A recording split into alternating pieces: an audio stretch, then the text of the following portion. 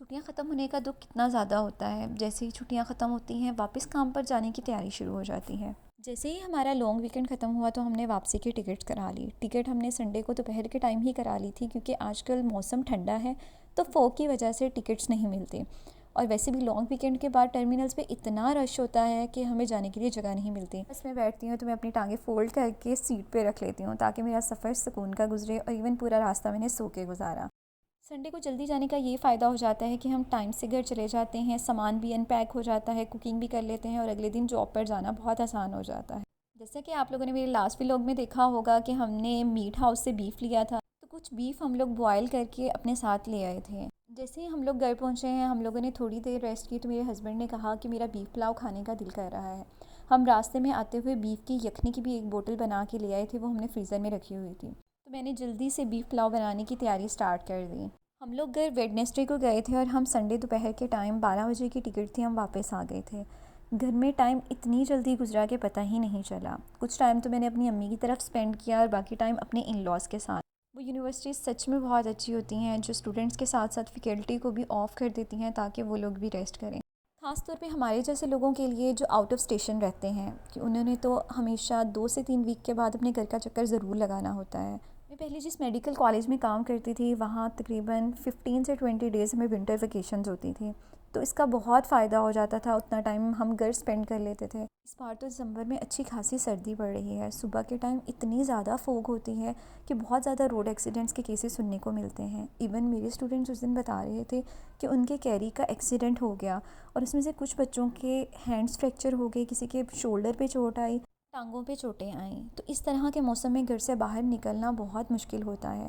Parents भी बहुत हौसले से अपने बच्चों को वैसे मौसम में यूनिवर्सिटीज़ में पढ़ने के लिए भेजते हैं क्योंकि यूनिवर्सिटी में 75% तक तो अटेंडेंस मैंडेटरी होती है। अदरवाइज़ अगर अटेंडेंस शॉर्ट हो जाए तो फिर पेपर में बैठने नहीं देते या एक्स्ट्रा फ़ाइन करते हैं। तो इस सबसे बचने के लिए बच्चे कोशिश करते हैं कि उनकी अटेंडेंस मेंटेन रहे।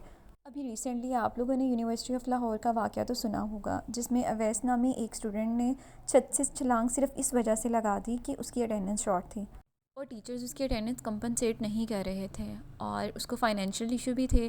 तो पता नहीं उसने क्या सोच के इतना बड़ा कदम उठा लिया।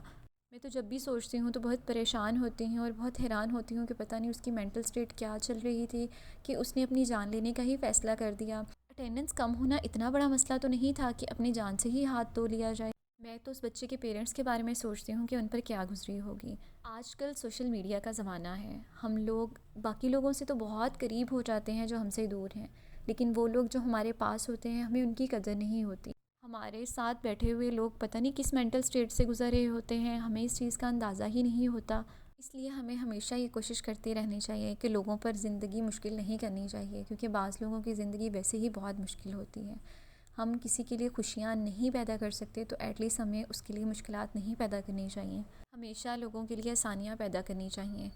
अगर आप लोगों के लिए आसानियाँ पैदा करते हैं तो अल्लाह खुद ब खुद आपके लिए भी आसानी पैदा कर देता है और ये बात आप ज़रूर आजमा के देखिएगा।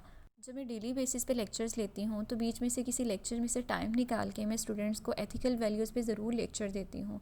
बाज़ात आपकी कुछ बातें अगले इंसान के दिल पर असर कर जाती हैं और वो कोई इंतहाई फ़ैसला लेने से रुक जाता है। आजकल हमें अपने इर्द गिर्द मेजॉरिटी लोग तो एंजाइटी और डिप्रेशन के मरीज़ मिलते हैं। सबसे बड़ा मसला जो मुझे लगता है वो ये है कि हम शेयर नहीं करते। अगर हम किसी से कोई भी बात शेयर करेंगे तो आपकी आधे से ज़्यादा टेंशन ख़त्म हो जाती है। शेयर करने से मसलों का हल निकल आता है।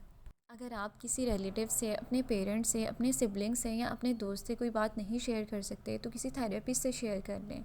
ज़रूरी नहीं है कि जो लोग पागल होते हैं वही साइकेट्रिस्ट के पास जाते हैं। अगर आपको डिप्रेशन हो रहा है, एंजाइटी हो रही है, तब भी आप लोग उनसे हेल्प ले सकते हैं और इसमें कोई बुराई नहीं है। अगर आप अपना मसला किसी से शेयर कर लेंगे, वो मसला जो आगे वो किसी को बताएंगे भी नहीं, तो आपके दिल से बहुत ज़्यादा बोझ हट जाता है।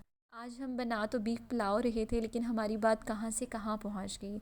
आजकल इंस्टाग्राम में मैं बार बार ऐसी रील्स देख रही हूँ तो मैंने सोचा मैं आप लोगों से ज़रूर डिस्कस करती हूँ क्योंकि सेल्फ़ अवेयरनेस होना भी बहुत बड़ी ब्लेसिंग होती है। और एज़ अ मुस्लिम अगर कोई मसला ना सॉल्व हो रहा हो तो बस अल्लाह से दुआ करनी चाहिए।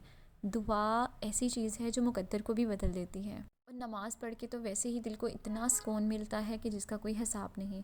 बातों ही बातों में हमारा बीफ यखनी पुलाव रेडी हो चुका है। बहुत मज़े का लग रहा है बीफ यखनी पुलाव और इसके अंदर जो यखनी डली है उसका बहुत अच्छा टेस्ट आया है। मैंने बीफ पुलाव ज़िंदगी में पहली दफ़ा बनाया है और बहुत मज़े का बना है। घर में ज़रूर ट्राई कीजिएगा। बस यखनी पुलाव बनाते हुए इस चीज़ का ख्याल रखिएगा कि यखनी में ऑलरेडी ऑयल होता है, इसीलिए जब ऑयल डालें उसकी क्वांटिटी थोड़ी कम रखें।